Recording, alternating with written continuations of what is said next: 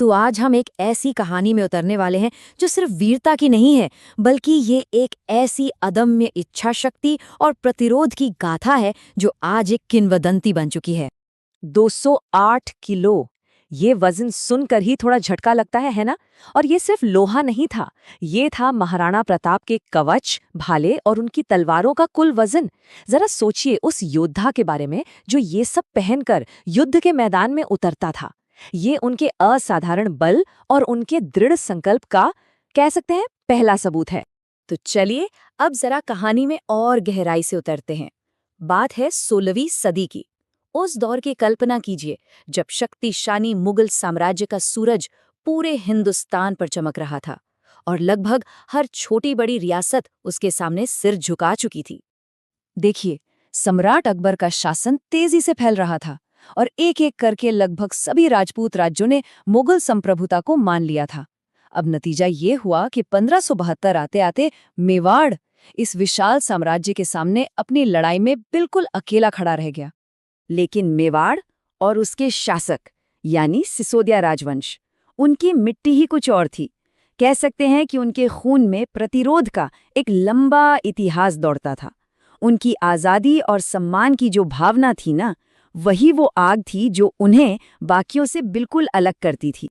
और इसी बात को समझने के लिए प्रताप के पिता राणा उदय सिंह का ये एक कथन ही काफी है। ये जो संदेश उन्होंने अकबर को भेजा था, ये उनकी गहरी आस्था को दिखाता है, जिसने मुगलों के खिलाफ मेवाड़ के इरादों को चट्टान की तरह मजबूत बना दिया। उनके लिए अपनी आज़ादी कोई राजनीतिक समझौता नहीं थी, बल्कि एक धार्मिक कर्तव्य था। तो सवाल ये उठता है कि कौन थे महाराणा प्रताप? ऐसी क्या बात थी जिसने उन्हें वो अजेय शासक बनाया? चलिए उनके शुरुआती जीवन की उन परिस्थितियों पर एक नजर डालते हैं जिन्होंने इस नायक को गढ़ा। देखिए, प्रताप की परवरिश किसी भी आम राजकुमार जैसी बिल्कुल नहीं थी। उनकी शिक्षा एक अनोखा मिश्रण थी। एक तरफ शाही इतिहास और आध्यात्मिक महाकाव्य, तो दूसरी तरफ आम लोगों और आदिवासी योद्धाओं के साथ बिल्कुल जमीनी अनुभव। उन्होंने महलों में जितना वक्त गुजारा, उतना ही वक्त भीलों के साथ जंगलों में और लोहारों की भट्टियों में भी बिताया। और कमाल की बात यह है कि प्रताप का सिंहासन तक का सफर भी किसी नाटक से कम नहीं था।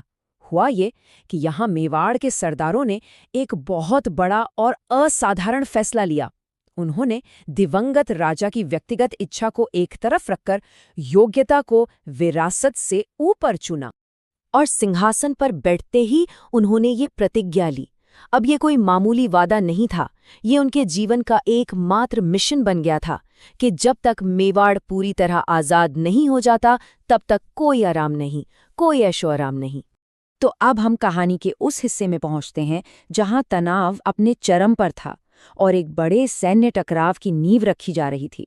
और इसकी शुरुआत हुई कुछ असफल राजनयिक कोशिशों से। अकबर, जो एक बहुत चतुर सम्राट थे, उन्होंने युद्ध से पहले कूटनीति का रास्ता अपनाया। उन्होंने एक के बाद एक कई दूत भेजे ताकि प्रताप मुगल आधिपत्य स्वीकार कर लें। लेकिन हर बार जवाब विनम्र होता था, पर चट्टान की तरह मजबूत भी। मेवाड़ नहीं झुकेगा। और फिर वो घटना हुई जिसने कूटनीति के सारे दरवाजे ही बंद कर दिए। प्रताप ने आमेर के राजा मान सिंह के साथ बैठकर भोजन करने से साफ इनकार कर दिया। और वजह ये थी कि मान सिंह ने मुगलों से संधि की थी, जो प्रताप की नज़र में राजपूत सम्मान के साथ एक तरह का धोखा था। अब ये सिर्फ एक अपमान नहीं था, ये एक सीधी चुनौती थी। मान सिंह के इन शब्दों ने समझिए कि युद्ध का बिगुल ही बजा दिया। अब बात तलवारों पर आ गई थी। अब जरा युद्ध के मैदान का गणित देखिए। दोनों सेनाओं में जमीन आसमान का फर्क था। एक तरफ थे मान सिंह, जिनके नेतृत्व में लगभग 1 लाख सैनिकों की विशाल मुगल सेना थी, और दूसरी तरफ महाराणा प्रताप के साथ सिर्फ 20,000 राजपूत, भील और पठान योद्धा। ये सचमुच एक नामुमकिन सी लगने वाली लड़ाई थी। और ये युद्ध हुआ भी बहुत भयंकर।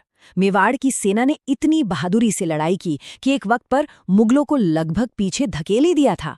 और इसी लड़ाई में प्रताप और उनके घोड़े चेतक के बीच का जो अटूट रिश्ता था, वो हमेशा के लिए अमर हो गया, जब चेतक ने अपनी जान की परवाह न करते हुए राणा की रक्षा की। लेकिन ये कहानी हल्दी घाटी पर खत्म नहीं होती। असल में यहाँ से तो प्रतिरोध के एक नए और कहीं ज्यादा लंबे अध्याय की शुरुआत हुई। चलिए देखते हैं कि इस हार के बाद प्रताप ने जीत की कहानी आखिर लिखी कैसे। हल्दी घाटी के बाद प्रताप ने अपनी पूरी रणनीति ही बदल दी। उन्होंने अरावली की पहाड़ियों को अपना घर बनाया और वहां से गुरिल्ला युद्ध की एक नई रणनीति अपनाई। इससे वो लगातार मुगल सप्लाई लाइनों और उनकी चौकियों पर हमला करते रहे। और यहीं से शुरू हुई उनकी शानदार वापसी की कहानी। भामाशाह जैसे समर्थकों से उन्हें बहुत जरूरी मदद मिली, जिससे उन्होंने अपनी सेना को फिर से खड़ा किया और 1582 में दिवेर की लड़ाई में एक ऐसी जीत हासिल की जिसने सब कुछ बदल दिया। यही मेवाड़ के पुनरुत्थान की असली शुरुआत थी। दिवेर की जीत कितनी बड़ी थी, इसका अंदाजा इस एक नंबर से लगाइए, 36,000। जी हाँ, इतने मुगल सैनिकों ने प्रताप की सेना के सामने आत्मसमर्पण किया था। ये हल्दी घाटी की हार का एक जबरदस्त जवाब था और इस कहानी का एक बहुत बड़ा टर्निंग पॉइंट। और इस तरह महाराणा प्रताप का दशकों लंबा संघर्ष आखिरकार रंग लाया। उन्होंने अपने पूर्वजों का लगभग पूरा का पूरा राज्य वापस जीत लिया था और ये साबित कर दिया था कि एक मजबूत इरादा एक विशाल साम्राज्य की सैन्य शक्ति पर भी भारी पड़ सकता है। और ये पूरी कहानी हमें एक सवाल के साथ छोड़ जाती है।